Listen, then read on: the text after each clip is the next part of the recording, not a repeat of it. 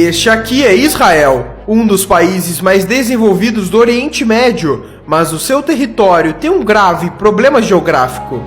Começando pelas suas fronteiras, o país é totalmente cercado por nações que já o atacaram no passado, sendo o Egito na fronteira sul, a Jordânia no leste e ao norte o Líbano e a Síria. Além disso, existem países declaradamente inimigos de Israel, como o Irã, que mesmo não fazendo fronteira já ameaçou o país diversas vezes, além da Arábia Saudita, Iraque, Argélia, Líbia, Kuwait e o Sudão, que também já foram inimigos do país.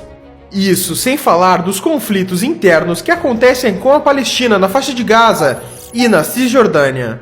E um dos motivos para isso acontecer é que todo esse território é muito estratégico, dado que aqui temos o Levante, uma região que se estende desde o Oriente Médio até o sul dos Montes Tauro na Turquia, sendo limitado a oeste pelo Mar Mediterrâneo e a leste pelo deserto da Arábia e da Mesopotâmia.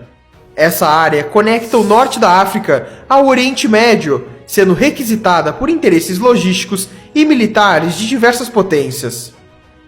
E o outro motivo de ser uma área de conflitos é pela questão religiosa, já que Israel concentra alguns dos principais centros históricos para o judaísmo, islamismo e o cristianismo. Para se ter uma noção, nos países ao redor de Israel, em média 94% da população é islâmica, enquanto em Israel 82% é judaica.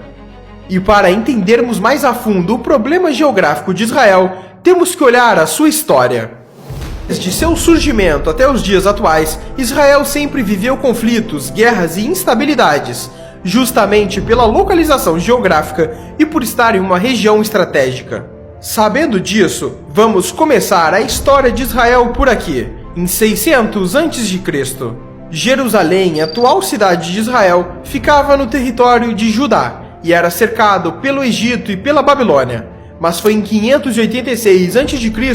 que começa um ciclo de invasões naquela região, onde os babilônios, sob o comando de Nabucodonosor II, invadiram e destruíram o Templo de Salomão.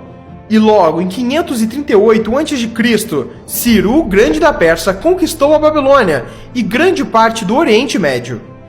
Depois dele, por sua vez, com o avançar da Macedônia sobre a região, Alexandre o Grande conquista Jerusalém. E esse ciclo continua, com a atual região de Israel sendo dominada por Roma e outras diversas potências estrangeiras, com destaque para os reinos europeus durante as Cruzadas, que tiveram motivos principalmente religiosos e demarcaram a disputa entre cristãos e muçulmanos, que ocorre até hoje. Mas foi só em 1948, com a saída dos britânicos, que Israel proclamou sua independência. Mas ao fazer isso, países árabes como Egito, Jordânia, Síria, Líbano e Iraque não poderiam ver um Estado judeu no Oriente Médio e invadiram o país por todas as suas fronteiras, começando assim a Guerra Árabe-Israelense. E o Estado judeu, mesmo com tantos inimigos, venceu essa guerra, além da Guerra do Sinai em 1956, Guerra dos 6 Dias em 1967, Guerra do Atrito em 1970, além da Guerra do Yom Kippur e tantas outras que ocorreram, com Israel vencendo todas elas. E isso acontece em grande parte pela estratégia israelense de defesa, que por problemas geográficos e por ser um país pequeno e com pouco território, Israel não pode se dar ao luxo de recuar de seus inimigos, já que estaria entregando seu próprio território para os mesmos. Basicamente, a estratégia se dá da seguinte maneira: a primeira etapa é avançar sobre território inimigo no momento que eles menos esperam, e depois, enquanto uma linha avança diretamente em direção ao inimigo de forma rápida, uma ou mais linhas de ataque se dão pelas extremidades de forma a avançar mais rápido ainda, cercando o inimigo e não o deixando penetrar em seu território.